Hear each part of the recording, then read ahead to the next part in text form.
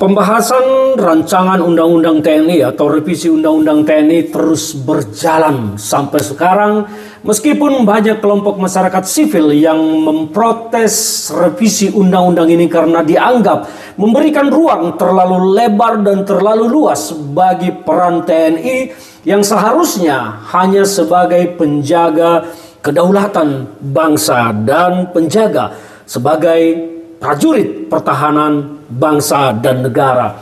Banyak masyarakat yang bertanya-tanya sejauh mana sebetulnya urgensi dari revisi Undang-Undang TNI tersebut. Sejauh mana sebetulnya peran TNI dibutuhkan harus masuk di dalam lembaga-lembaga kementerian yang ada dan lembaga-lembaga negara lainnya. Sejauh mana sebetulnya posisi anggota-anggota TNI ini menjadi seperti sangat perlu, sangat dibutuhkan di dalam lembaga-lembaga negara tersebut. Apa landasan berpikirnya?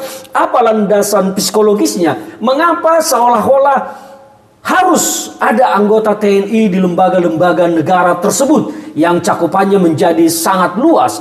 Kalau di bidang pertahanan seperti Menko Polkam, Menteri Pertahanan, Kementerian Pertahanan, Bakamla, dan beberapa tempat yang memang dibutuhkan personil TNI, kita setuju saja. Tetapi kalau sudah masuk terlalu jauh di lembaga-lembaga sipil, mungkin perlu dikaji ulang. Kita harus melihat sejarah bahwa Orde Baru dulu tumbang karena dianggap terlalu memberikan peran besar kepada difungsi TNI, bahkan multifungsi, yang mengakibatkan rakyat merasa terintimidasi secara psikologis dan merasa ketakutan di bawah lars, di bawah sepatu yang kencang dari TNI yang seperti bertindak otoriter pada masa itu. Dan orang-orang yang pernah mengalami, merasakan zaman Orde Baru, tentunya sekarang adalah kelompok yang paling mengajukan protes terkait dengan revisi Undang-Undang TNI. Kalau mungkin Gen Z sekarang tidak merasakan bagaimana dulu hidup di zaman Orde Baru, tentu akan bertanya-tanya, kenapa sih? Emang ada apa sih di zaman Orde Baru? Mengapa sih harus takut dengan TNI sekarang melakukan revisi Undang-Undang TNI?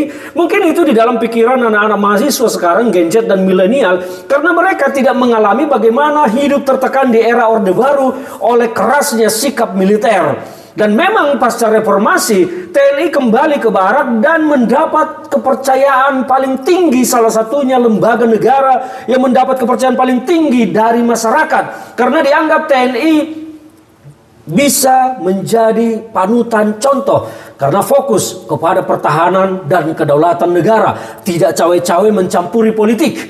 Dan kalau sekarang TNI akan masuk di banyak lembaga negara, memang ini adalah soal kebijakan seorang presiden.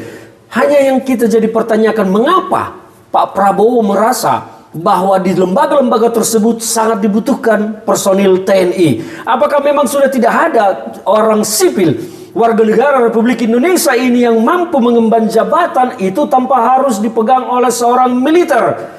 Tentu Pak Prabowo punya pertimbangan sendiri dalam hal ini. Mungkin beliau juga yang berlatar belakang seorang militer sangat percaya kepada militer sendiri. Mungkin beliau ragu dengan kemampuan orang-orang sipil di posisi-posisi tertentu. Kita ingat beliau pernah menyatakan lebih TNI dari TNI.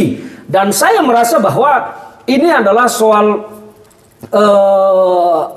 hasrat ya, soal rasa percaya diri yang jauh akan lebih tinggi ketika Pak Prabowo dikelilingi oleh para militer-militer, karena beliau akan nyaman dengan itu. Berbeda dengan pejabat-pejabat sipil. Tetapi kalau kita kembali kepada tatanan trias politika kita, undang-undang sebelumnya telah mengatur TNI kembali ke barak dan hanya ditempatkan di beberapa tempat yang dianggap memang harus bersinggungan dengan personil TNI. Dan sekarang semua akan dirombak. Apa visi dan misi Pak Prabowo ke depan dengan melakukan perombakan-perombakan ini? Dan terkait dengan kondisi bangsa kita saat ini, apakah memang segenting itu maka personil TNI harus dibuat masuk di banyak lembaga negara? Saya secara pribadi belum memutuskan sikap menolak atau menerima revisi Undang-Undang TNI tersebut, tetapi saya masih mengkaji pertanyaan ini. Sejauh mana sebetulnya urgensinya revisi Undang-Undang TNI ini harus dilakukan, dan sejauh mana sebetulnya pentingnya orang-orang yang berlatar militer harus duduk di jabatan-jabatan sipil? Ini adalah pertanyaan yang harus kita jawab. Ataukah memang bangsa Indonesia ini sudah tidak punya sumber daya manusia sipil yang mampu mengemban tugas? Ataukah ini hanya sekedar ekspektasi dari Pak Prabowo yang ingin membuat semuanya serba militeristik? Kalau kita lihat pejabat-pejabat sipil saja dibawa ke Magelang, dibuat seolah-olah menjadi militer, dibuat main tentara-tentaraan. Jadi saya berpikir bahwa ini sebetulnya apa? Apakah memang tujuannya untuk bangsa dan negara atau hanya sekedar memenuhi ekspektasi militeristik seorang Prabowo Subianto? Ini adalah pertanyaan dari saya.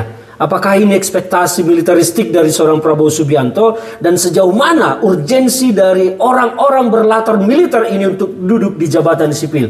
Ini masih pertanyaan bagi saya. Kalau ini bisa terjawab, baru saya akan menentukan sikap apakah menolak atau menerima revisi Undang-Undang TNI ini. Kita lihat ke depan. Salam dari saya, Ferdinand Huta Hayan.